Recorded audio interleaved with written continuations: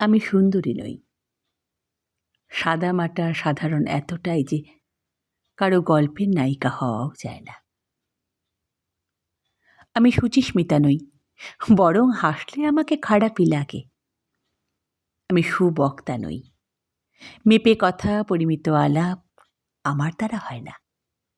উল্টে প্রাণ খুলে কথা বলতেই ভালোবাসি, সবার সাথে হাসি মুখে কথা বলতেই শান্তি লাগে মনে।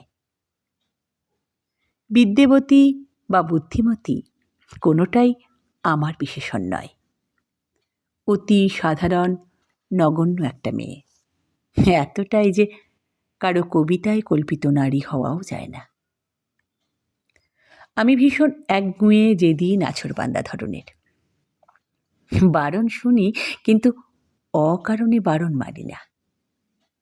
অন্যায়ের সাথে আপোষ করতে পারি না কোনো দিনই। কথায় কথায় চোখে জল আসে ঠিকই, কিন্তু সেটা অস্ত্র নয়, বরং আড়াল করি।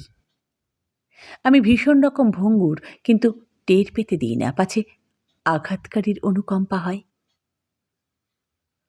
আমি আদতে অচল আজকের দুনিয়ায়। সবাই যখন ভীষণভাবে আধুনিক, আমি তখন পুরনো দিনে বাঁচি।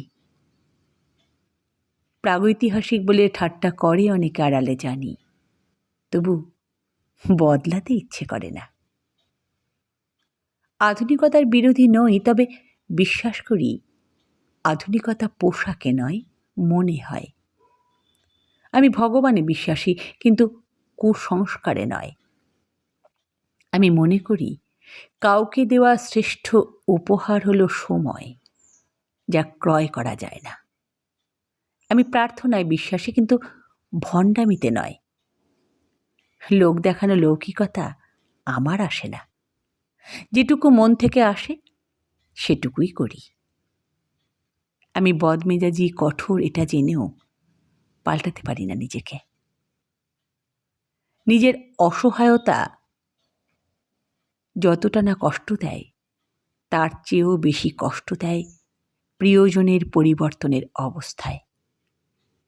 আমি এরকমই, হয়তো তাই আজ পর্যন্ত কারো প্রিয় হয়ে উঠতে পারিনি।